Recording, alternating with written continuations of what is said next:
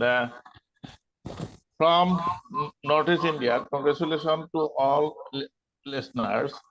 In the eyes of the world, this region is full of unexplored resources. Among them, there are languages that have continued without evolution for many centuries. Two of these languages of the 13th century have often attracted scholars in the province of Assam. One of these is the Thai language and the other is Brajavali or Brajavali language. Today, we have invited many scholars from home and abroad to this forum to discuss how we can promote the Brajavali language. We, Northeast Zone, hope that with the cooperation of everyone, our discussion will reveal a positive direction. Now, we welcome our ICICS President, Munish Pandit, for his welcome address. Over to Munishji. Thank you, Dilip. The topic of today's discussion, I got so much intrigued that I felt that I should be joining this session. And moreover, to learn more from the speakers and the esteemed gathering here. I don't have much to say for as of now, but definitely it is a great effort by the NSC and ICOMOS India to take forward the subjects and the topics which are very much, I would rather say, important from the perspective of intangible cultural heritage, as I very much firmly believe that language is a carrier of ICH. And anywhere, if you take language out of the culture, your ICH is no more a stable entity. So I think I will won't take much time on this by webinar. I'll better listen to the esteemed speakers. And I wish you all the best for this particular webinar. Thank you. Now we go to Professor Hota. Professor Hota, Dr. Arun Hota, the professor and the head of the department of the Hindi at West Bengal State University, is a beacon of wisdom and scholarship. He earned his degree in philosophy with the focus of Brajavali Prajavali Ka Sahitik Adhyayan from his reverse Vishwabharati University in Santiniketan. With over 3 decades of the teaching experience under his belt, he continues to impart his individual wisdom to the generation that follows. Dr. Hota contributes to the world of academy are nothing short of remarkable. With over 100 of research articles and 15 remarkable books to his name, his work such as Brajavali का भाव संपद, तुलनात्मक साहित्य हिंदी और उड़िया के परिप्रेक्ष्य में and अपनी भाषा की लोक यात्रा are treasures that illusion the path of illumination and literary exploration. Dr. Hota, our esteemed scholar, has made an enduring impact on the realm of academia and culture. His work are not just publication, but a living proof of the profound influence that knowledge, dedication, and passion can have. We are genuinely fortunate to have such a luminous among us, enhancing our existence and safeguard the priceless treasure of our cultural heritage. Over to Mr. Bhuta. Yeah, so kind of you, sir. And I'm sorry, I was late 5 minutes. So really, I am extremely honored to be invited by ICOMOS India Northeast Zone to this international webinar. And when I went to the websites and all, I found the ICOMOS India has been doing a remarkable job on the conservation, utilization, and many more things like architectural and historical sites. And I also found it that this institution or the organization rather has been proving its total commitment towards the great heritage and culture of India.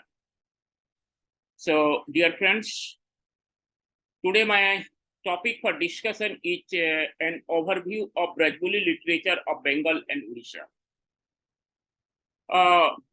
As you all know, not only our country, but also the world is now facing innumerable challenges in different areas.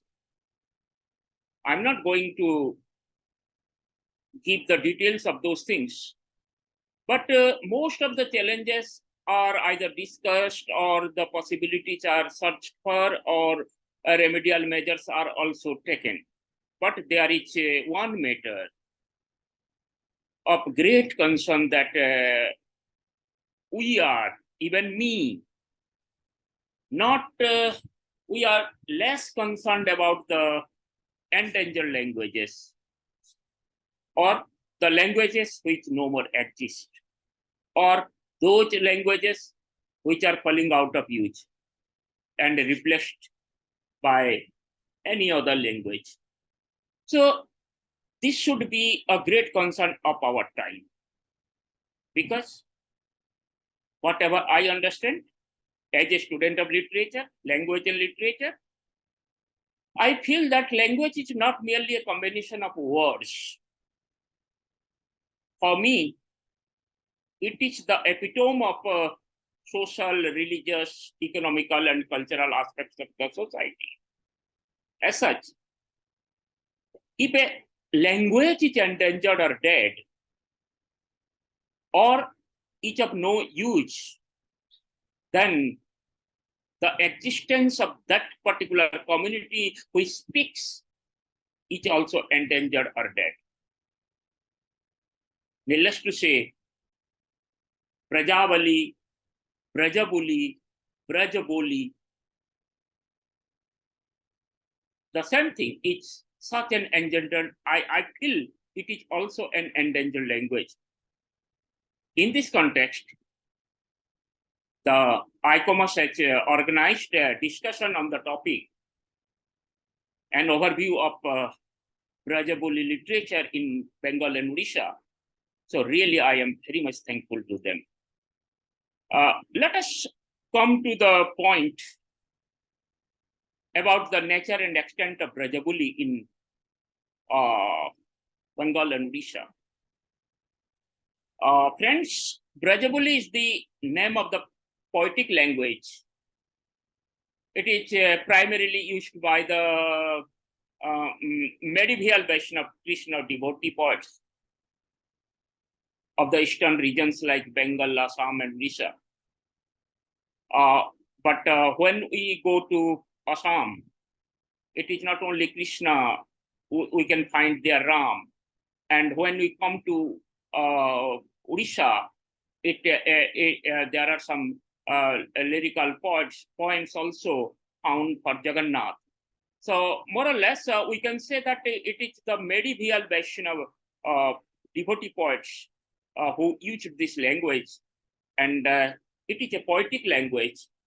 Vaishnava poets used it, and they have paid their devotional floral tributes to their Lord on the pretext of describing the various pastimes of Krishna, Rama, or Jagannath. So, if we see the Brajabuli's territory, it is extended to Mithila, Nepal, Bengal, Assam, and Odisha. From the study of history of Brajavali, written by Dr. Sukumar Sen, which was published in 1935 by the University of Calcutta, it is clearly found that Brajavali continued its existence in Bengal and Odisha. It is from 15th century to 19th century. But scholars in Assam, they say that it started in 13th century onwards. However, I will discuss my points and I will just confine myself to Odisha and Punjab, Odisha and Bengal. The earliest poet of Bengal who wrote in Brajavali was Yasaraj Khan, and his period is 1493. That we can say the last decade of 15th century, and it extended up to Rabindranath Tagore in the second half of 19th century. Hundreds of Brajavali poets came. Thousands of poems have enriched the Brajavali literature, and among the medieval Bengali poets who wrote in Brajavali, I can name a few: Narottam Das, Balram Das, Gyan Das, Govind Das, even Hanu Singh Thakurer Padavali, written in 1884. Hanu Singh means Rabindranath's nickname in this language. And what we found, there are other poets also, like Bankim Chandra Chatterjee, who wrote so many novels, and in the novels also we found Brajavali poems. So the extent of Brajavali literature consists of about 5,000 poems. I mean, and we can find many more poems. There is one book called that is called Pada Kalpataru, that is edited by Satish Chandra Rai. So, likewise in Odisha, Rai Ramanand and Yadupati Das, they have enriched the shared literature with the writings. Madhavi Dasi was there, the prominent poetess.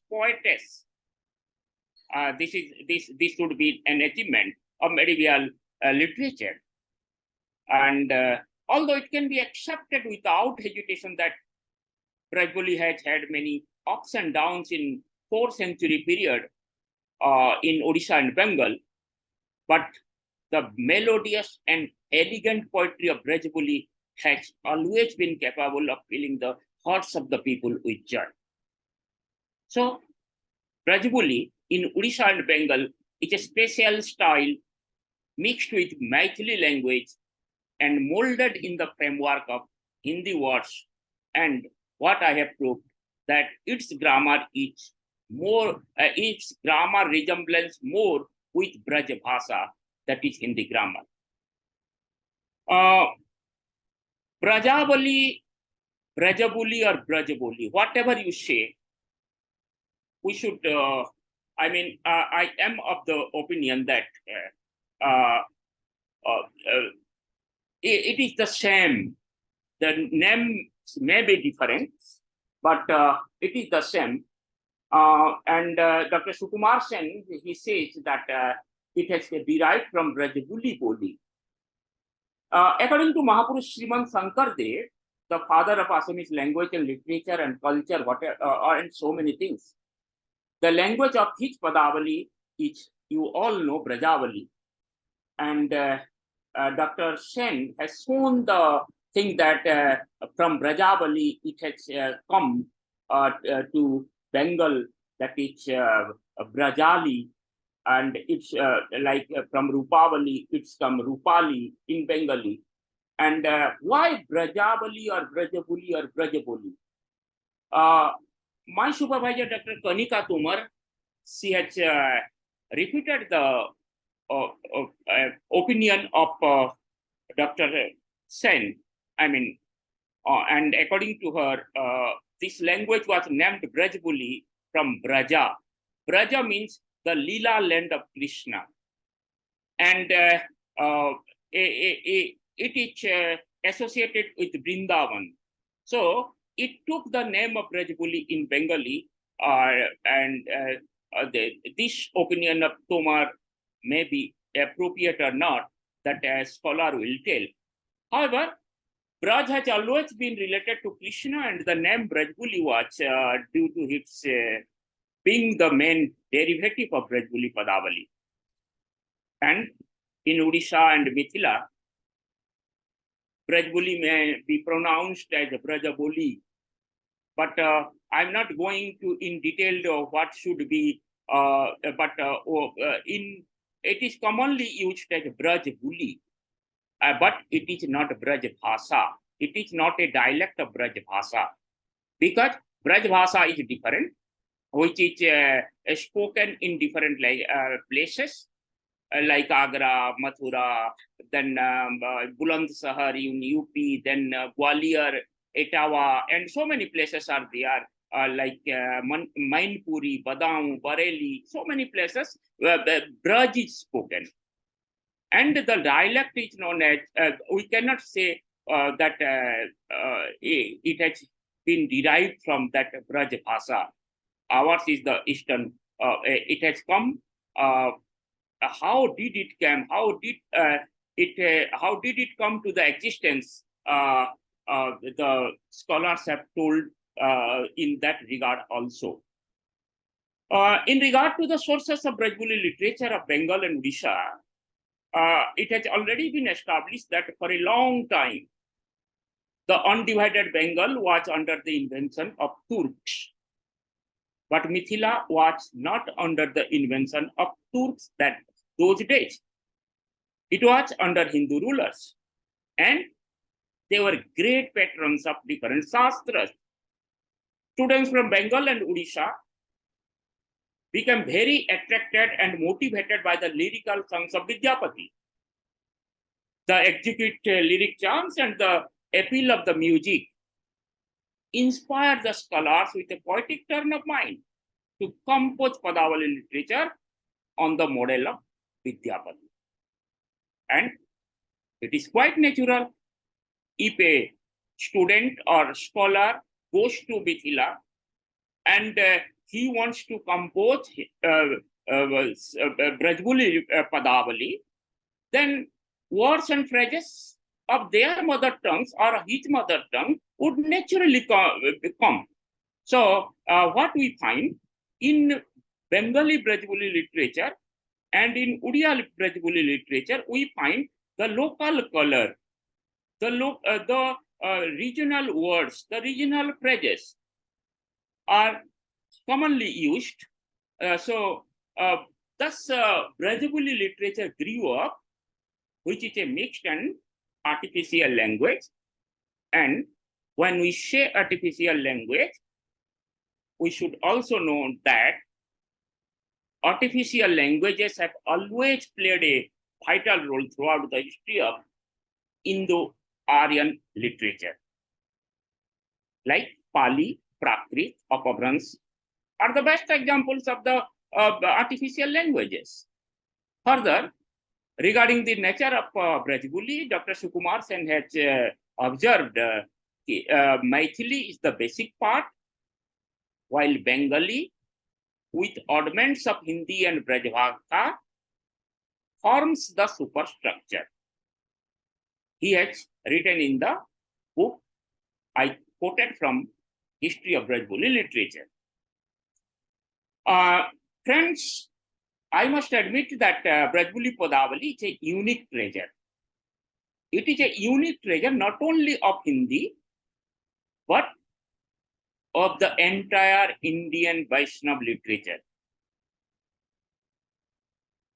I know or you know it better that Brajavali was not the language of any particular region, but it became an emotional form of many languages. So, in Odisha, in Bengal, in Assam, poets are written, poets have composed so many songs in Brajavali. That means they did tremendous work. We can call it unity in diversity in our subcontinent. As such, Brajavali has a special identity. It is unfortunate that, like Assam, Bengal, and Odisha are not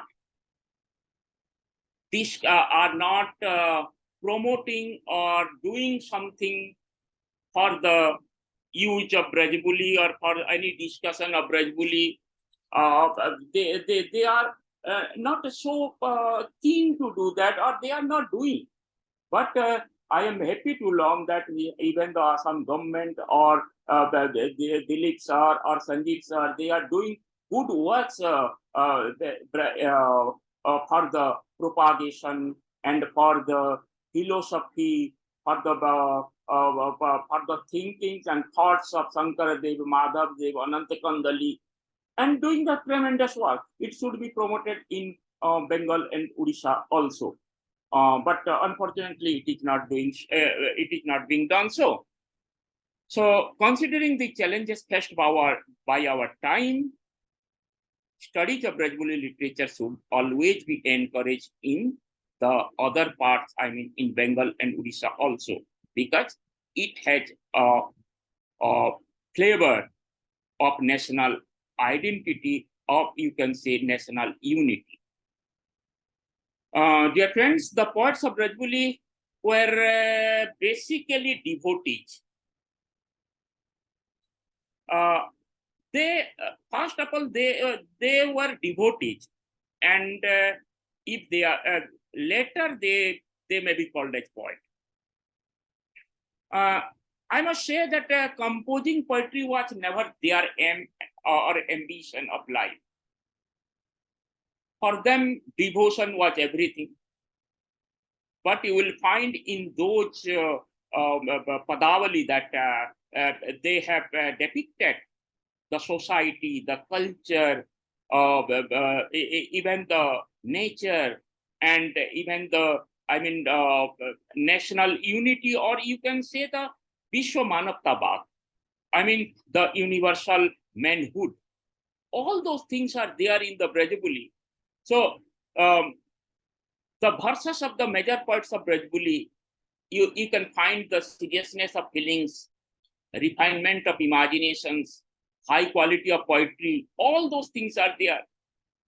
And not only, we should, if we are studying something on Brajavali, we should not be excited about the description or expressions expressed by the poets like Radha's Anga Lavanya or Sri Krishna Anga Chata.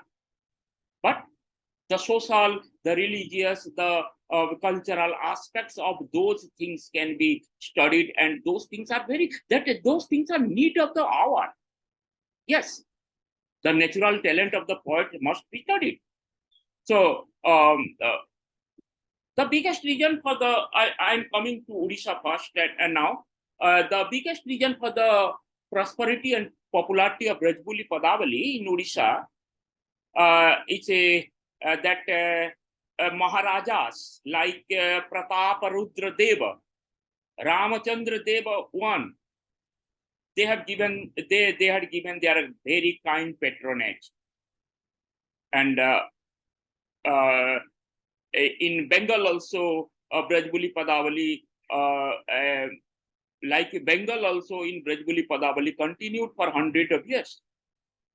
I mean, as I told, from Yasaraj Khan to Bhanu Singh Padavali, so also here we see Rai Ramananda, meeting of Rai Ramananda. That was a turning point. meeting of Rai Ramananda with Mahaprabhu Sri Chaitanya Dev. And that was the turning point for Uriya Brajavali. Because when he met Rai Ramananda in the year 1511, and we saw that the thing which is also you can find in Chaitanya Charitamrita,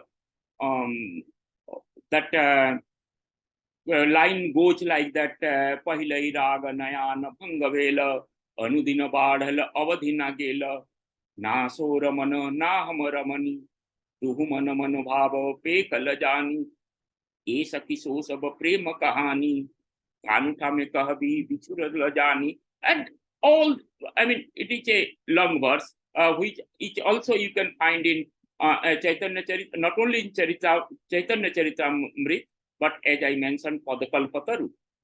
I mean, what does it mean? Our first love was through the expressions of the eye. It has increased day by day, but the limit has not been attained. He is not a man, nor am I a woman, but our hearts, as it were, have been crushed her God of love. My friend, do please tell Krishna everything love story. Do not forget, I haven't sought a messenger, sought for other self. So these lines, and after this, what happened? Panchashakha in Odisha. I mean, the Jagannath Das, Balram Das, Ananta Das, Achyutananda Das, all five, the Sakhas, I mean, writers, they have also written in Brajavali. And this meeting, this particular meeting, Chaitanya Devas and Chaitanya Dev and, as I told, Rai Ramananda or Ramananda Rai, settled the future career of the Brajavali literature in Odisha. So, as I told, there was one Madhavi Dasi, and she should be remembered in this context because she was the only female writer, I mean, poetess, we can say, who has written so many stanzas or so many Padavali. Radha Madhava Vilasai Kunjaka Maja Tanu Tanu Sarasa Parasarasa Pivai Kamalini Madhuraka Raja. So the spotting of Radha and Madhava in the garden and the description. So the beautiful descriptions are there. So and major poets of Bengali literature, Gyan Das and Govinda Das. Govinda Das Kaviraj, Govinda Das, the greatest poet of Bengali Brajavali literature. More than 400 poems are only found in Padakalpataru, composed by Govinda Das.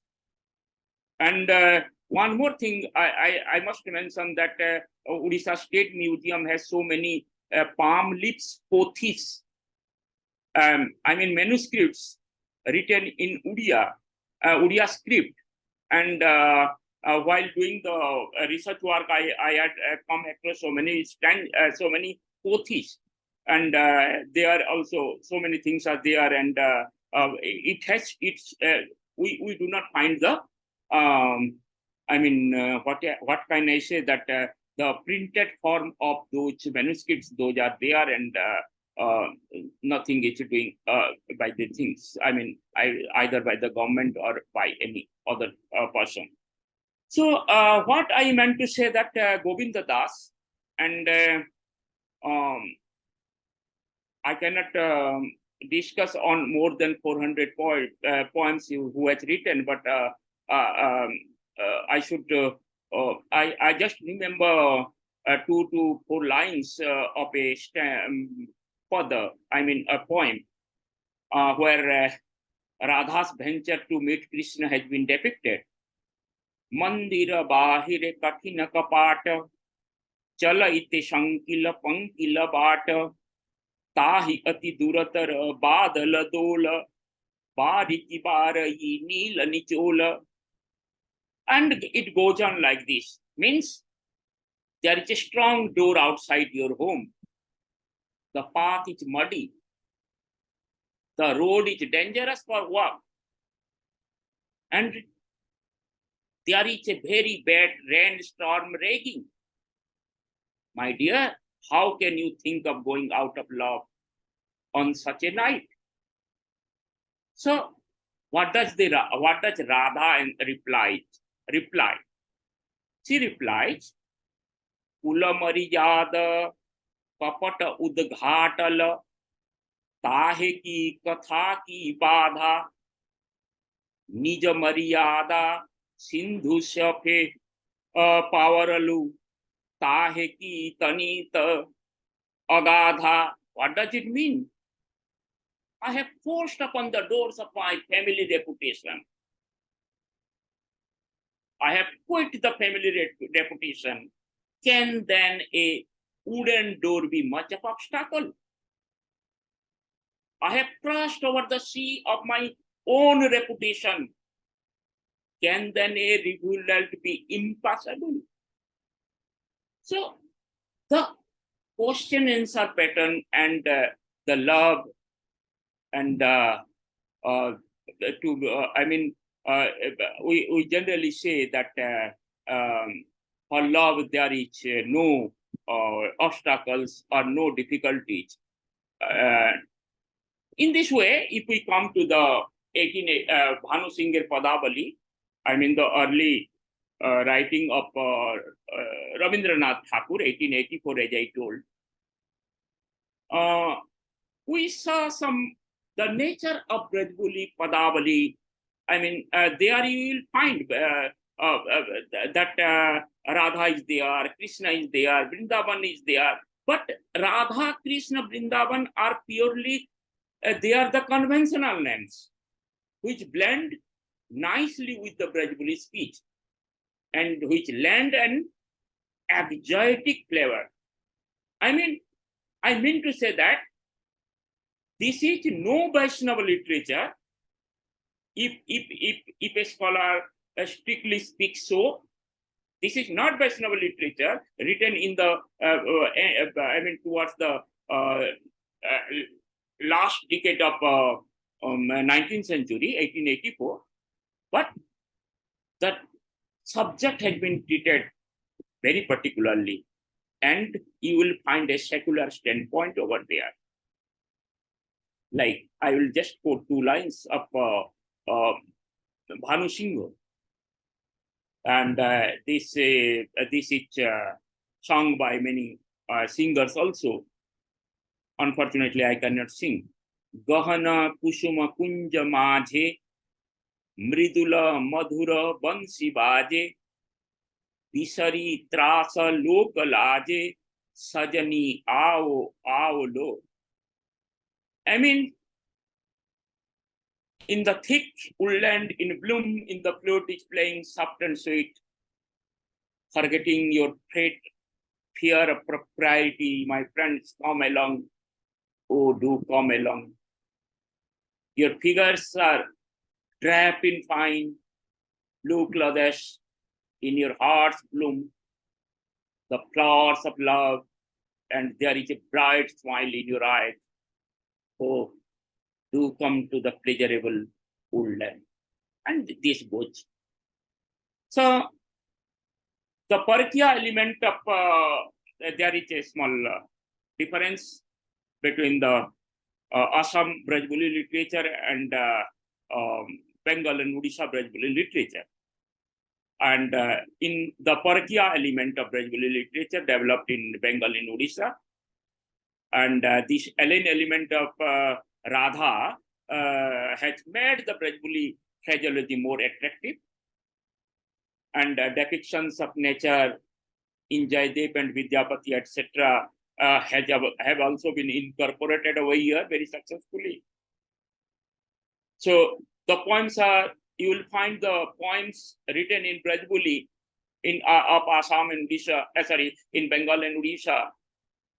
You will find nowhere the poems are burdened with intellectualism, or they are very simple and heart-based, all comprehensive creations.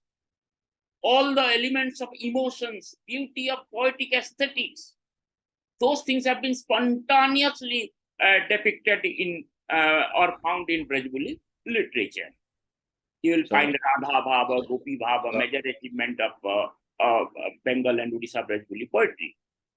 Hello, sir. Yeah, Okay.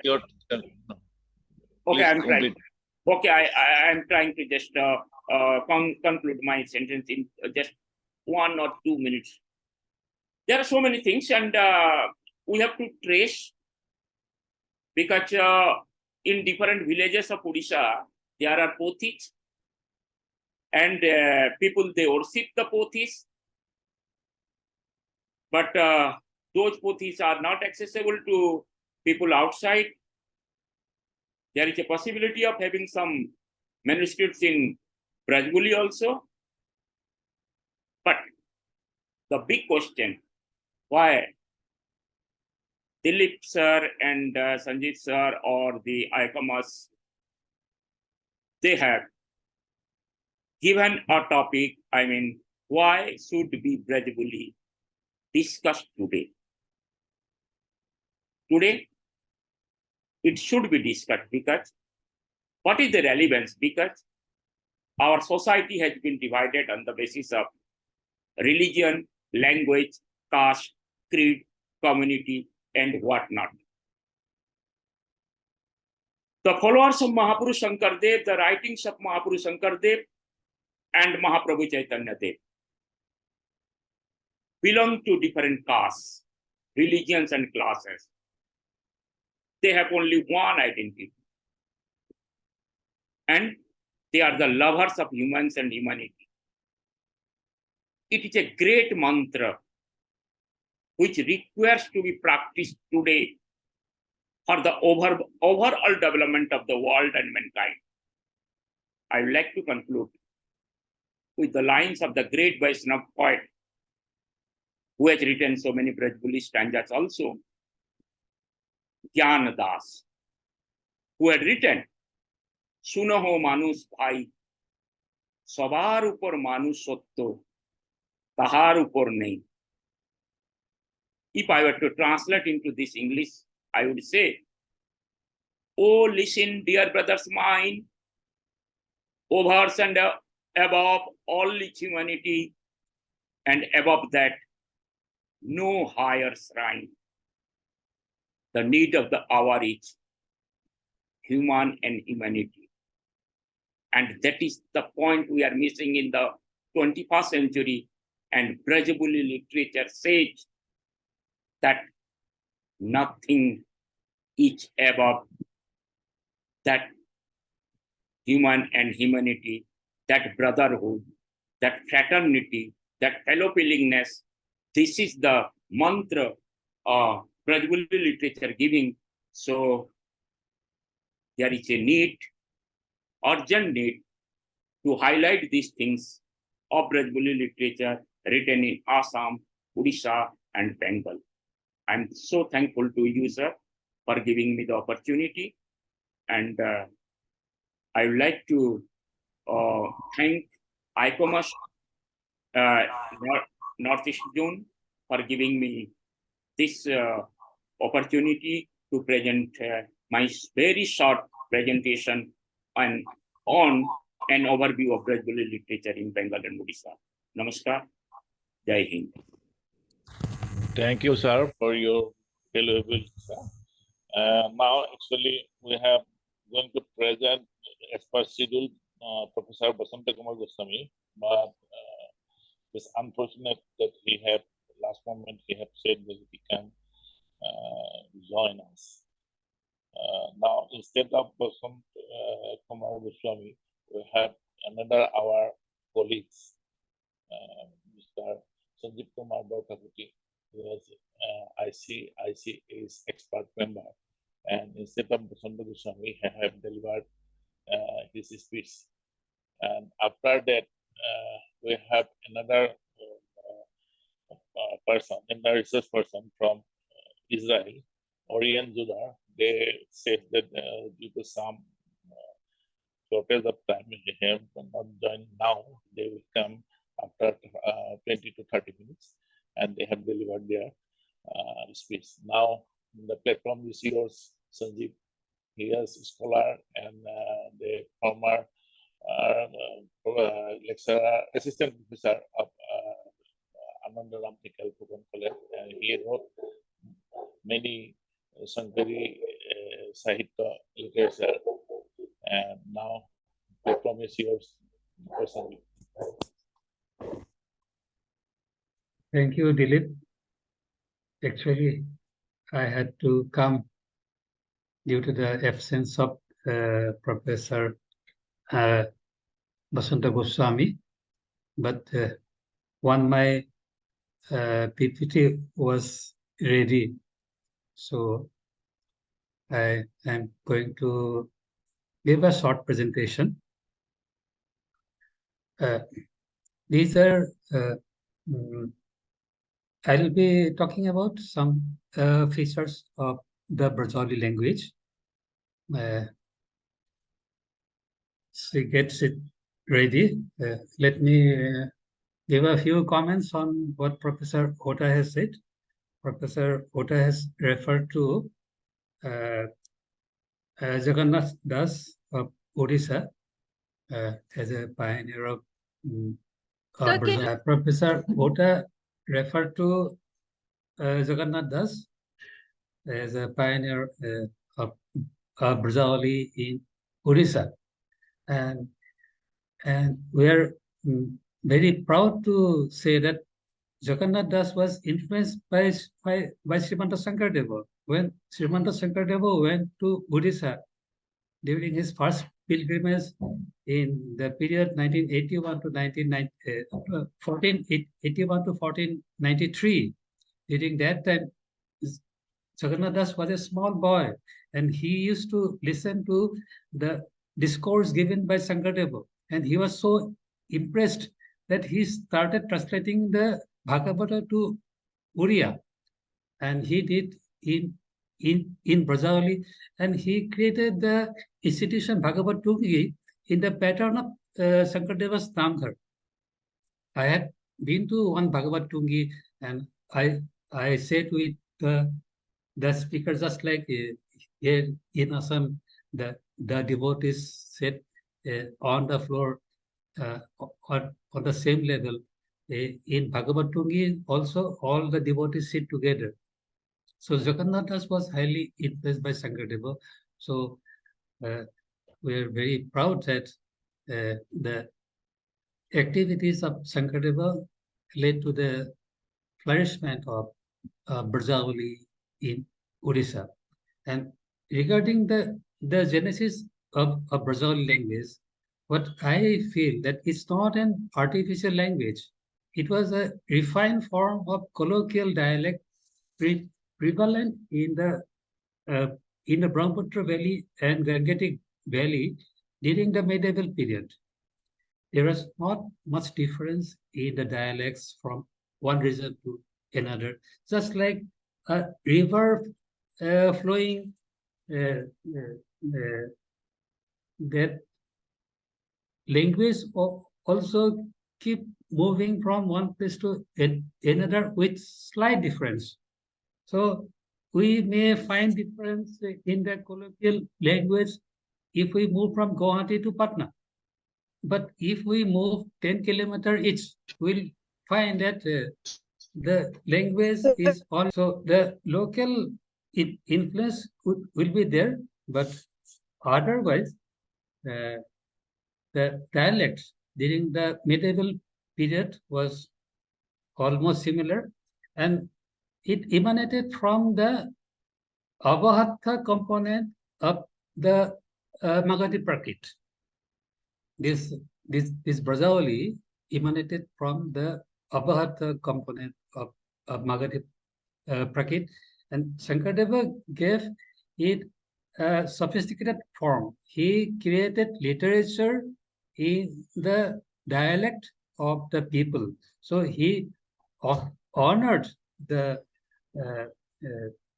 people's language, people's dialect, and started creating literature in that form, whereas other scholars in his period were writing in Sanskrit for the elite people.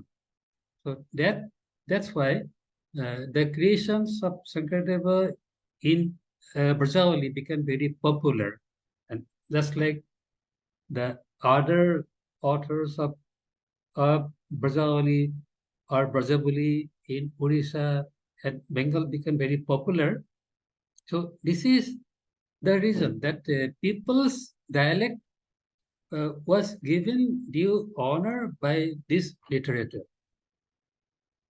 And Sankardeva was the first person to use it in literature. And Professor Hota referred to Jasuraj Khan. Sankardeva composed something in Brajavali 20 years before Jasuraj Khan. So that is a very important thing. So the next slide, Arushi, of Brajavali language. Srimanta Sankardeva used the Brajavali language in his Ankia plays and Bargits. You know, he authored many plays, and his plays are known as Ankia plays. In fact, he is the first playwright in all modern Indian languages. Before him, only Sanskrit plays were written in Bharatvarsha. Not that time, it was not India. So the Indian playwrights used to compose plays only in Sanskrit, and Sankardeva brought a great revolution by composing plays in the people's language. So this became very popular, and not only in the Brahmaputra Valley, this became popular in entire northern India. Even now, if someone goes to Bihar and enact a play composed by Sankardeva, the audience can understand it easily. Arun Hota will know that very, very well. So both his plays and Bargits became popular, and these were tools used by him to carry his message to the mass. What he wanted to convey about the simple devotion to Lord Krishna, which was an alternative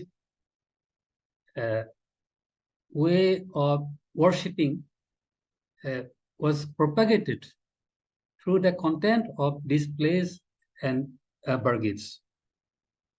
And this has been in vogue till 21st century. These plays are performed even now. These songs are sung even now. So even though the literary creations are very scanty, the content of the Brajavali language are performed among the masses. So next slide, please, Arushi.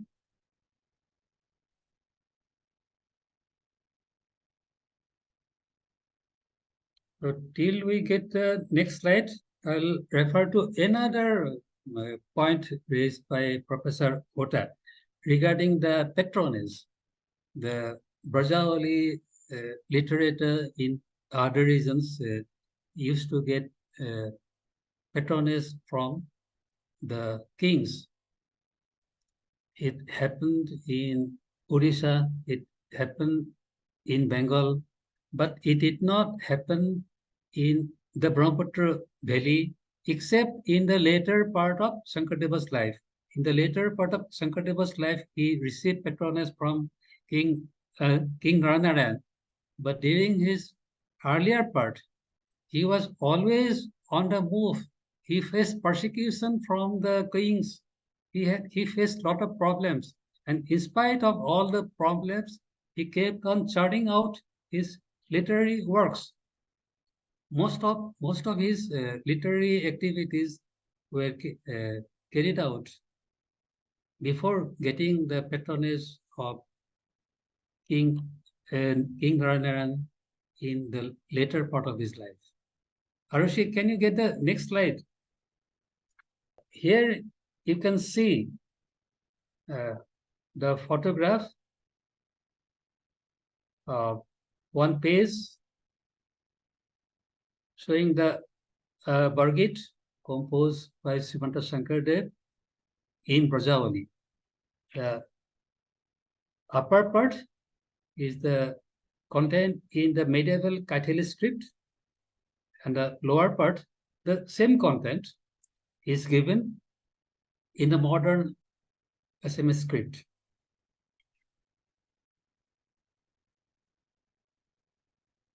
So the next slide. Yeah, this is this. Here you can see the content of one play, Kaliyadaman, by Srimanta Sankardeva.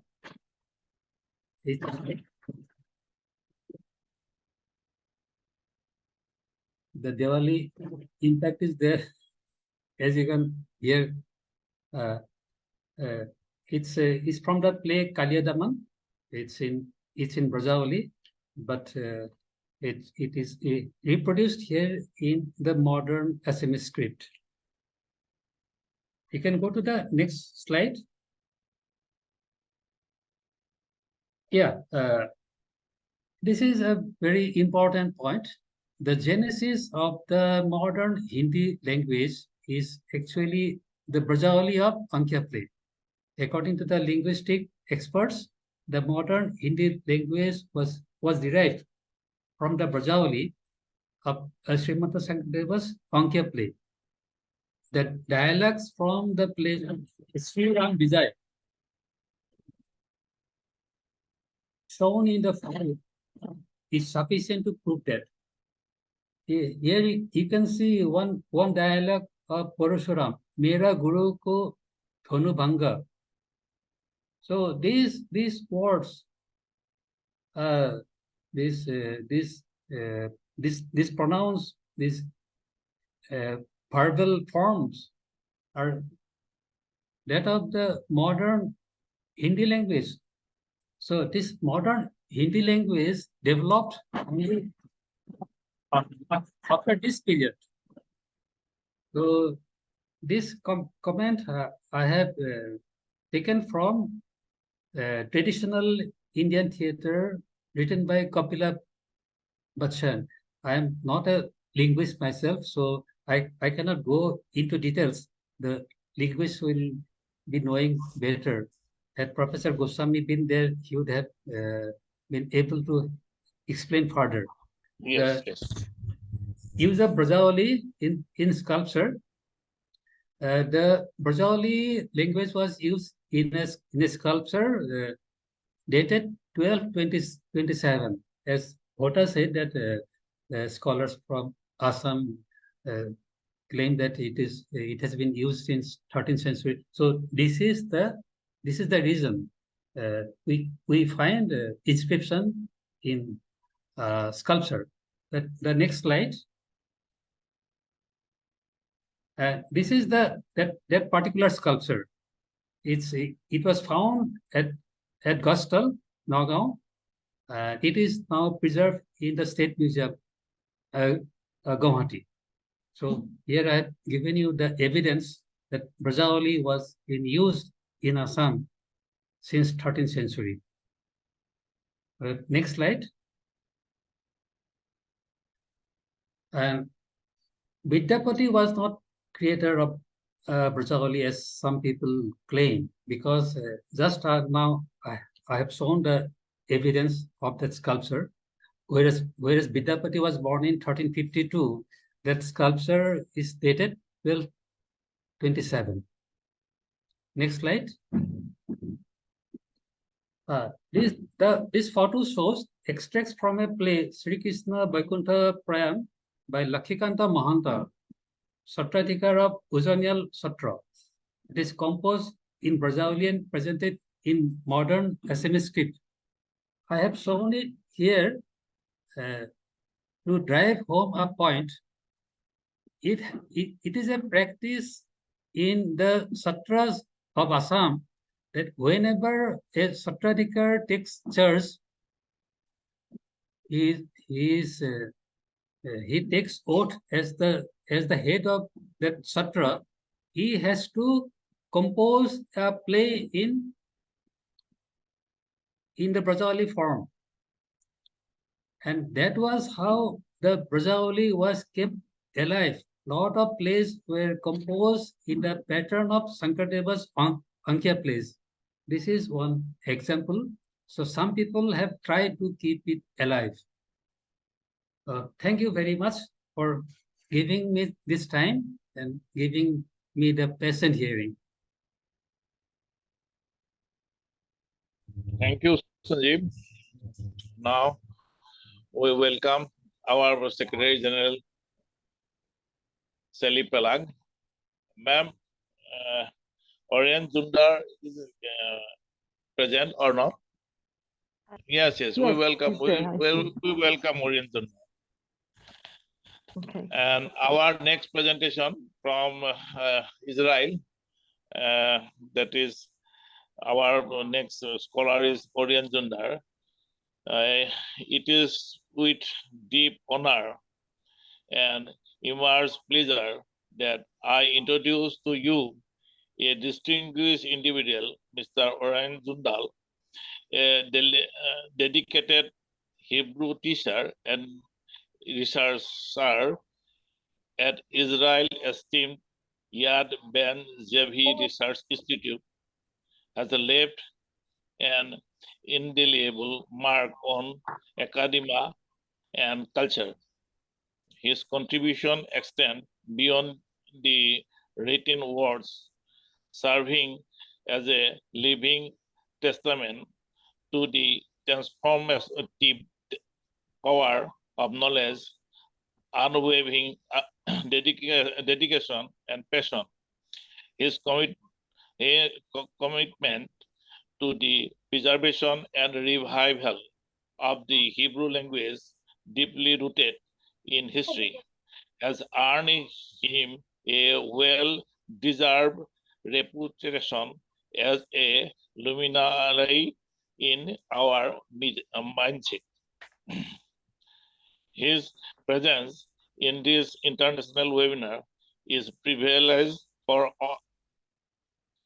offering a profound opportunity to take partake in brilliance of his intellect and to learn from the wellspring of wisdom his generosity shares as we gather to celebrate his lifelong dedication to the noble pursuit of knowledge and enrichment of our cultural heritage.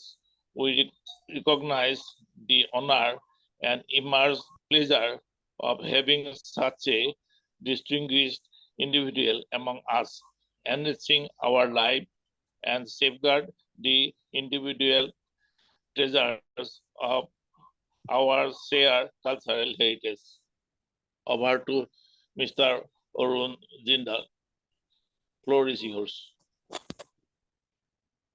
Okay, thank you so much for the interpretation. So my name is Oren, and I live in, which by the way means pine tree. Is my time to start now? Yeah. Can I start? Yeah. Okay. Yeah. Okay, so I'll share. Maybe you can let me share my presentation. Okay, so we're speaking about the revival of the Hebrew language. Well, I have only 15 minutes, but of course there are not only books. We have libraries about the revival of the Hebrew language, but I will speak a little bit about what is the Hebrew language, what is its origin, and what happened to this language that we should revive it. We should start speaking the language what we call it today, the revival of the Hebrew language. So we will start looking at a nice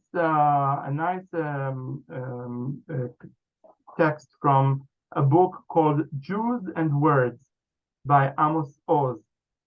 And Amos Oz, as you know, is very, very famous writer in Israel, passed a few years ago. And he said Hebrew is the biggest linguistic startup in the modern times. During the 20th century, the number of speakers in the world jumped from almost zero to more than 10 million. More people today speak Hebrew in the world than Danish or Lithuanian.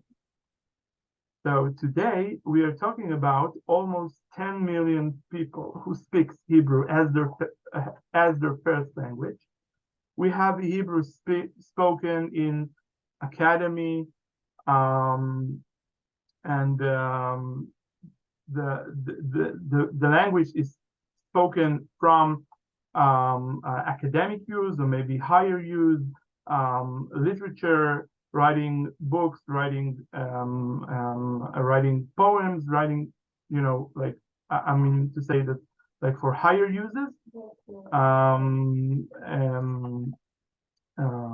and regular uses. People speak Hebrew at the streets, at the markets, at stores, shops, everything.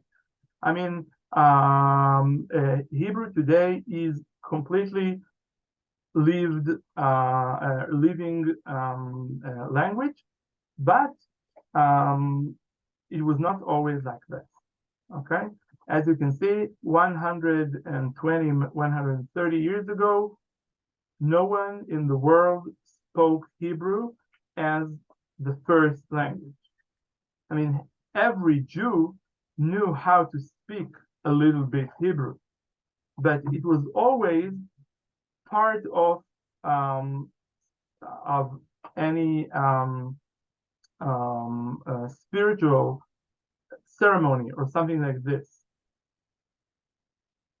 Okay, people used Hebrew not as a language to speak in the street or at the market or at the kitchen with mom and dad. It was a language that was spoken and written among people. Okay, so as first language, no one spoke this language, and now we should understand what is Hebrew and what happened over there, and then we can understand how it could be revealed. Okay, so let's first understand what are the origins of the Hebrew language. By the way, the Hebrew language is spoken for thousands of years. It started on the Bible's time. I mean, we know that in the Bible's time, people spoke Hebrew. So we're talking about almost 4,000 years of people speaking that language. Okay. What is interesting about this specific language is that the last time that the letters of Hebrew were changed is 2,000 years ago, maybe even more. Maybe we're talking about 25 centuries that the letters of this language were changed, and from that period and on, we're using the same letters. Okay, I have a book in Hebrew, just a book. Those letters are 25 centuries old. So the same people 2,000 and maybe even more than 2,000 years ago, and today could read, maybe not pronounce the word the same, but they could read the same word. Okay, so I have now, my daughter is over here. Okay, she's very sweet, and she now started learning how to read. Okay, she's in first grade. Can you read what's written here? Okay. מה כתוב כאן?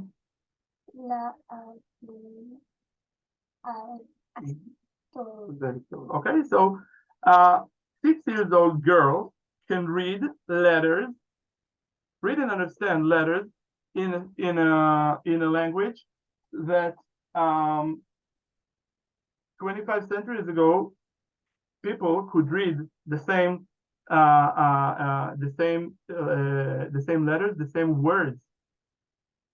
And in the world, there's no such language even today. We have a lot of ancient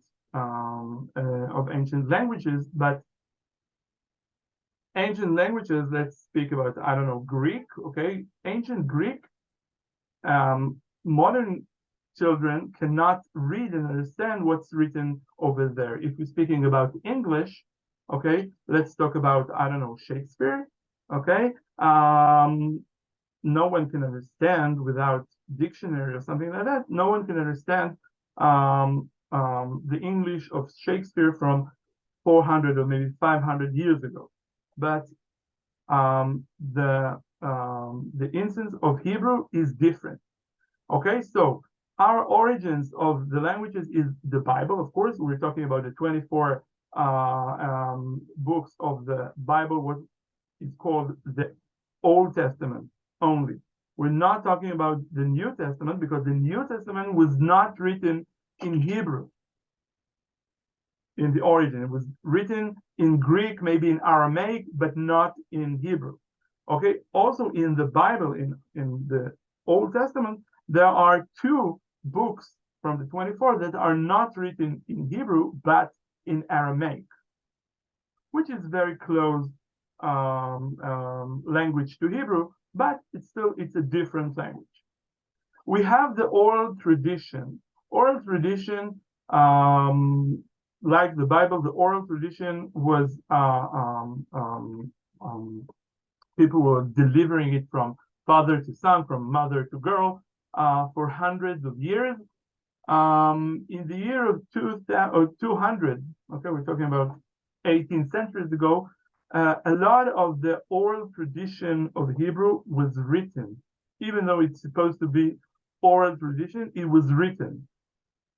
And today, if we're talking about learning the Jewish origins, we're talking about the written Bible and the oral tradition, even though we call it, even today, we call it the oral tradition, even though it's written for centuries. But of course, when you write down something that is supposed to be oral, there are differences between what's written and what is being spoken. So there are differences between the Hebrew of the Bible from 25 centuries ago and the oral tradition, which are 18 centuries ago. And from that period and on, Jews, and till this very day, Jews are, or Hebrew speakers, which is mostly Jews, were writing books and books and books, and this is how the Hebrew was spoken. We have folk tales, of course, like every other nation in the world. We have folk tales. It's called, in Hebrew, it's called midrash, midrashim. Those stories about our patriarchs and our very interesting stories about Judaism, about everything in the world, like the Jewish mythology. It's very, like, we have a lot of books over there written in ancient Hebrew, and these are the origins, the sources of this language. The thing is that we know when people spoke the Hebrew as a spoken language was spoken in 3 periods in the history. The period of the first temple. The first temple was destroyed in the year of minus 576. It means in the 26 centuries ago. We're talking about a lot of time. And then people stopped speaking Hebrew because there was no Jews in the land of Israel. They were exiled to Babylon. You maybe you know the sentence, by the rivers of Babylon we sat and cried, we wept when we remembered Zion. They remembered Zion, but they speak Aramaic because they couldn't speak Hebrew. No one would let them speak Hebrew, because if they were speaking Hebrew, it will remind their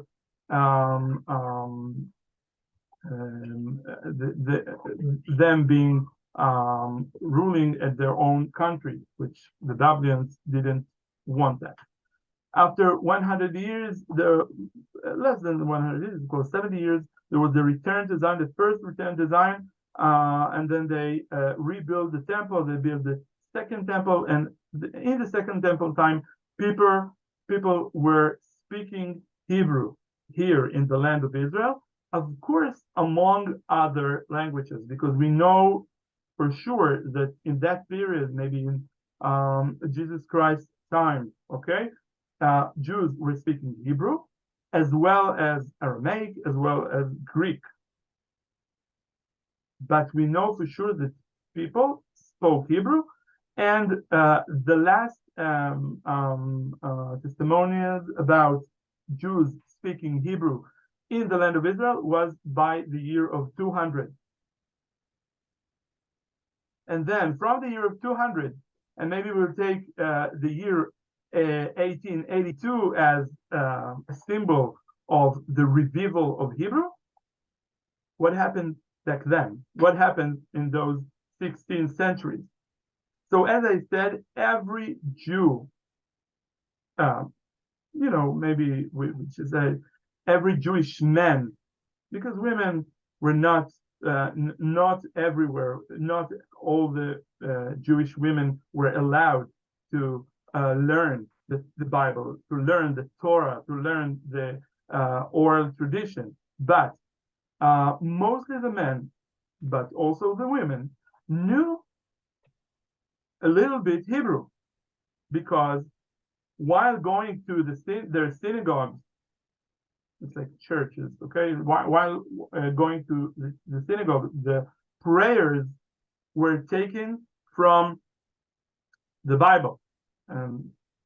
Therefore, everyone should know how, if you wanted to pray, you should know how to speak a little bit Hebrew.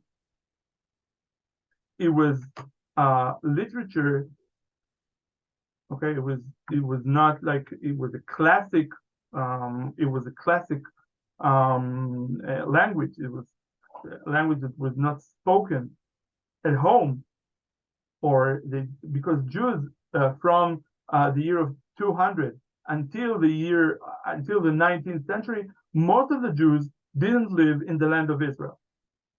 So they lived among other people. We know there were Jews in India, in Iraq, in Russia, in Poland, which is my family came from. There were Jews in Yemen, which my wife's family came from. Russia, United States, you name it, Morocco, Persia, everywhere. So every Jew knew at least two languages: the language of the place that they were living in, and Hebrew, but not regular Hebrew. In the 19th century, they started thinking of the revival of the Jewish nation in the land of Israel. So bringing people from all over the world, from India and Russia and Iran and Poland and United States, back to their homeland, to the land of Israel. Okay, so there's a problem. Which language they would speak? Herzl, I don't know if you heard about Herzl. Herzl is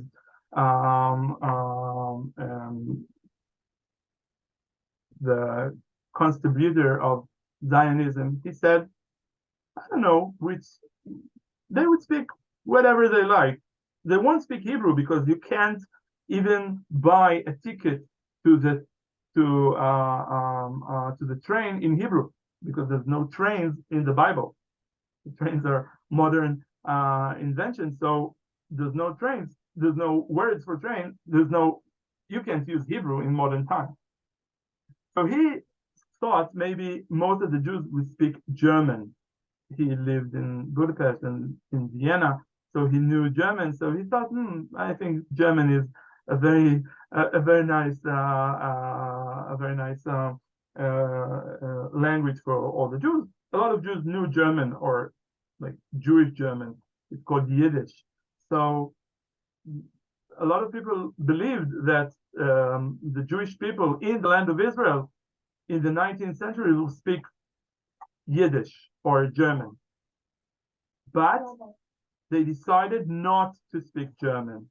They decided that they should come back to the language as it used to be 2,000 years ago. And therefore they started to re-speak in Hebrew, even though it was there was not enough words in that language, and therefore they started something that is even in this day is every Hebrew speaker knows that you have all the time. You hear here in Israel, you not today because we're in a wartime, but in peacetime you can hear at the news a new word was invented to describe something like that. Okay, words that they were not in the Bible because or like telephone or television or something like that. Words that are not found in the Bible, which is very old, or in the oral tradition, which is also very old, will renew till this very day. So people came to the land of Israel and started to speak Hebrew. My own grandfather and grandmother came from Poland. In Poland, they spoke Yiddish. But when they came to the land of Israel 90 years ago and had children here, they said, we will speak with our children in a language that we didn't hear from our parents. We will speak with them Hebrew instead of Yiddish. Therefore, my father doesn't know how to speak Yiddish. Because even though his parents for many, many years heard Yiddish in Poland, when they came from Poland to the land of Israel, they said, okay, no more. Now we need to speak our new old language, which was Hebrew. So people were immigrants in their own homeland, and we know that all the prime ministers of the land of Israel, or the everyone were what we call newcomer or Oleh Chadash, and every one of them spoke Hebrew as immigrants, and they didn't shame in their bad Hebrew or something like that, because they knew that they should make this effort to change the language of this nation. So therefore, nowadays we are having millions of people who speak the language. Today, even Arabs in the land of Israel speak Hebrew. Okay, even the second. So therefore, today Hebrew's condition is totally different. Okay, we have, of course, poetry, literature, academic writing, academic thinking, and of course we have bad Hebrew. We have everything. Okay, Hebrew today is regularly. It became from a classic language like Latin.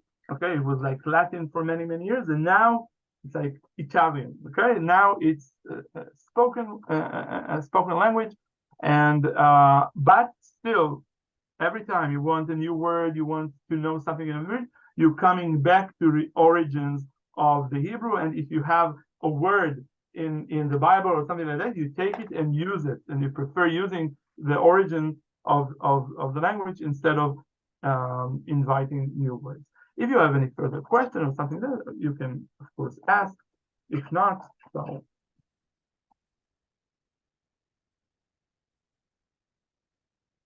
By the way, question is she'elah, and questions are she'elot in Hebrew. Thank you, sir. Now we would invite our Secretary General, Shirley Balag, to speak some in brief.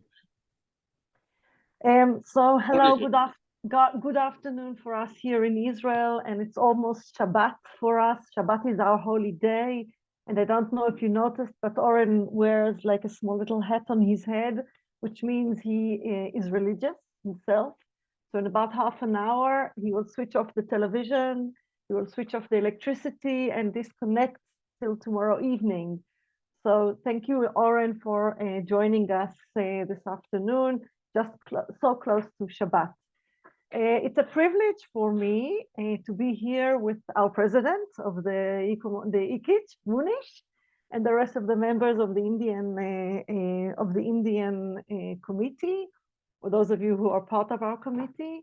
I must say that just this morning we had a very interesting discussion about revival of intangible cultural heritage and the revival of this language, of the Hebrew language, the language, our everyday language in Israel is very much this story. So a few points that so thank you for having us and asking us to join. We would have liked to attend the entire webinar, but as I mentioned to you earlier, it is a holiday in just a few minutes from now. So I would just like to conclude a couple of notes that Oren discussed and maybe present to you. And I think that Oren presented to you a miracle, basically, of a language that used to exist here until about 2,000 years ago, and then became a dead language. It became a religious language. The Jewish people that lived in other countries all over the world spoke the languages that they lived in, and they used Hebrew just as a religious language, which, as Oren mentioned to you, these are just, I'm collecting some of the notes from Oren's short presentation. He also mentioned the fact that this language, or the know-how of the Hebrew language, was also gender connected.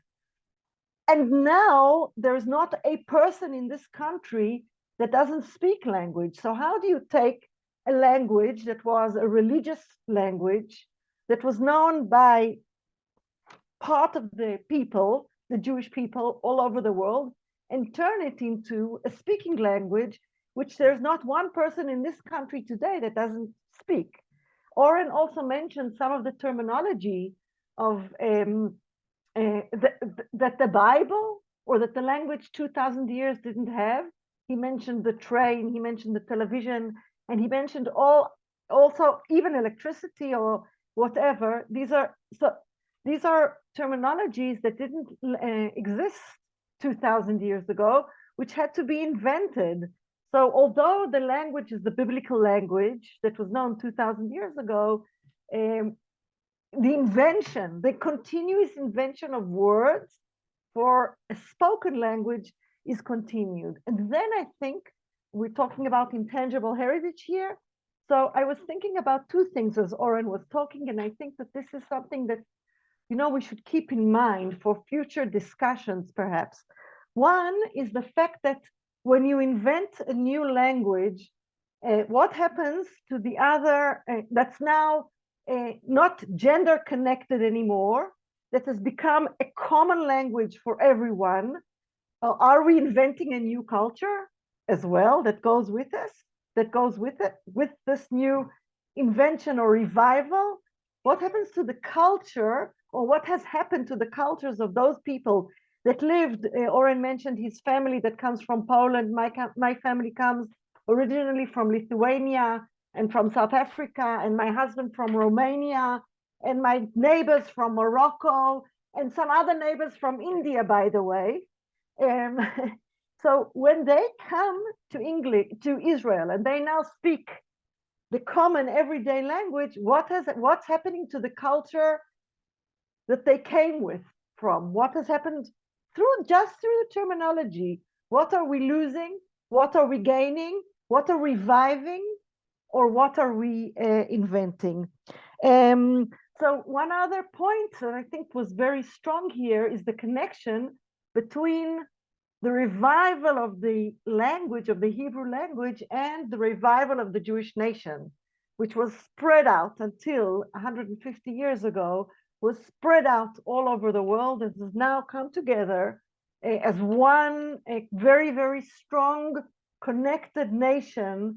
And there is that the center, the focus, the focal point is now here in the land of Israel, in Israel. So I think that these are the couple of points that I wanted to just to stress here, that came out of what Oren has mentioned to you before. So again, I would like to congratulate you on this webinar about languages. I think it has, for the committee, for IKIC, it's an important issue that I think, Munish, we should discuss about how to perhaps broader discuss as the committee. It has very much to do with what we were talking about this morning. Thank you, and Oren, as we say in Israel, Shabbat Shalom. Shabbat Shalom, thank you very much. Shalom.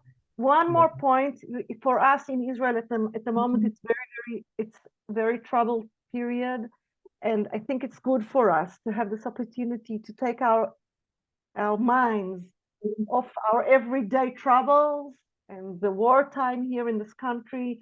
So it's not, and to show you that we are still here and we will still be here. And I think this is also for us another important issue. Thank you. Yeah, thank you, Shelley and Oren. It's a wonderful talk from you, Oren, and quite enlightening. Also, I believe we have Mr.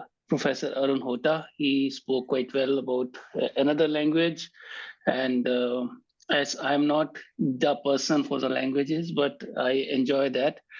And I think that's the important part, Shelley, that even in the charter, we were trying to incorporate that when we are documenting any ICH element or a component, its original language should be acknowledged, and the documentation should happen in the original language, because the meaning and the spirit of any terminology remains in the language.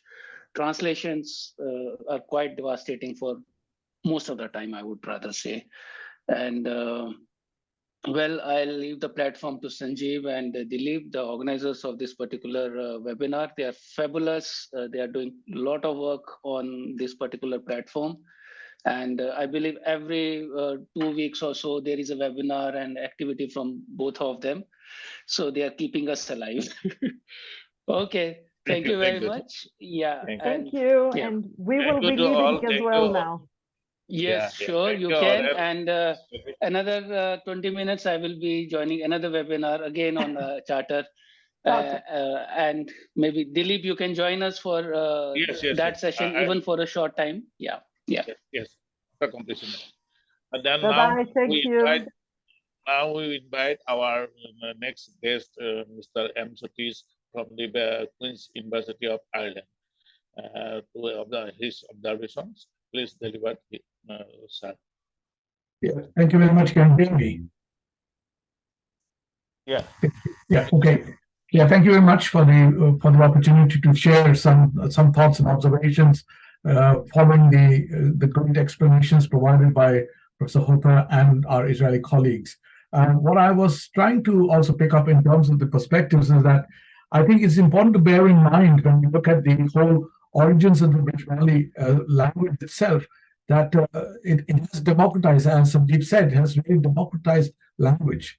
And that is one of the greatest contribution to Srimanta Sankardeva, because of his initiative that we have the democratization of this language, but also our understanding that the origins of democracy itself is based in that language structure, how language provides the opportunity for democracy and democratic principles to be embedded in the communities. And I think that's one of the big lessons we learned from the emergence of Brajavali, and also the way the whole continuum, as Professor Hota has mentioned, the whole continuum from the Maithili side of it all the way across the northern Indian region, how this becomes really crucial. I am also reminded about Abraham George Grierson's linguistic survey was one of the most unique surveys ever conducted in the world. In 1898, Grierson himself came from Ireland. He was a mathematician, and he specialized in Sanskrit and Hindustani language, and came to India in the 1837. And since then, had to make a lot of effort to codify, to understand the significance of the great language of the subcontinent of India, undivided India. And he provided the framework for that linguistic survey. So today, what we know about the codified language has come out of the linguistic survey, but I don't think we have moved much far since the linguistic survey has been conducted. And rightly so, because there's many languages which have disappeared. Many sub-languages have disappeared. And we need to recognize how and why these smaller languages have disappeared. I use the term language capture. As societies emerge and develop, there is what we call language capture taking place. It's replaced by another language. It's like the big rivers. The small tributaries are gathered by the big rivers as you move forward. When they look at the Gandak, when they look at the Ganges or the Brahmaputra, you'll find the same. Smaller tributary streams are sucked in and they disappear. The cultures associated with those smaller dialects disappear. And how do we preserve those smaller dialects? It's part of the cultural rights of those communities that needs to be recognized. And I think that is one of the most important issues that we have, is recognizing the cultural rights of the smallest minorities, so that their written, spoken, oral languages are also preserved, conserved, and provided a framework for people to follow in the future. So those are a few of my thoughts which came through in terms of the ideas of Srimanta Sankardeva, the democratization of consciousness, the democratization of the language, the whole playfulness, the idea of playfulness, making language playful so everyone can participate. As he mentioned about Hebrew, the whole idea, how do you make language playful so that everyone gets associated, gets connected? One of the oldest languages in India, in the world, is the Tamil literature. If you look at the historical Tamil literature, not many understand the significance of that historical Tamil literature, which has been in existence for so long and has influenced cultures not just in India, but outside of India as well. And the same applies in the Brajavali language, particularly from the northeastern region, how this can also promote the perspectives that we have. So we see that, in a way, we understand that, the dominance of some languages also has huge impact on smaller dialects and smaller languages. And as a country with so much of diversity, such as India, how can we enable that diversity to be strengthened, but also how we can provide the spaces for these small languages and dialects to flourish and prosper? I'll stop there. Thank you. So please. And we will now start the question and answer session. And this session is presented by our colleague Sanjeev Kumar Kakoti. Any question from the audience? Okay, so we now invite question on whatever have transpired till now. So if you all have any doubt, any clarification, Professor Hota is here, Dr. Satish Kumar is here, only our colleagues from Israel have had to take leave because of their holy function.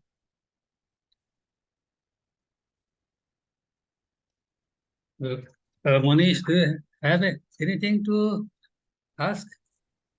No, but I must say that this is quite a good experience for me to learn more on the languages, which are either, we are losing those languages, or interestingly, I think that's what Dr. Satish also pointed out, and Professor Arun also focused on. But I was just wondering, like, when we look into just two states like Uttar Pradesh and Bihar, we have something like around 10, 11 languages which were being spoken in this particular region. And unfortunately, nowadays we call it as a Hindi belt. We lost a lot of Maithili, Bhojpuri, Braj. So many languages were there, around 10, 12 languages were being spoken into these areas, and they were very much regional to specific, I would say, geopolitical regions. And but yes, I think we need more talks like this to bring the revivals, and Hebrew is one of the I think good examples for us to bring back our languages, even if we speak or perform or use the language only for our rituals, it can be brought back to the as a full-fledged language at any point of time. So that connect with the language is very important, and we will try to bring that issue of language into our e-commerce charter also, and we'll see even in the World Heritage nomination, that's where we stand linked with the regional language or the original language of the related with the World Heritage site should be also given the due importance. Thank you very much, and wish you all the best. Thank you very much, Professor Arun and Dr. Satish. Regarding the Hindi language, I think the actual term for it should have been Khariboli, isn't it, Professor Ota? Yeah, yes, sir, you are right. Very important.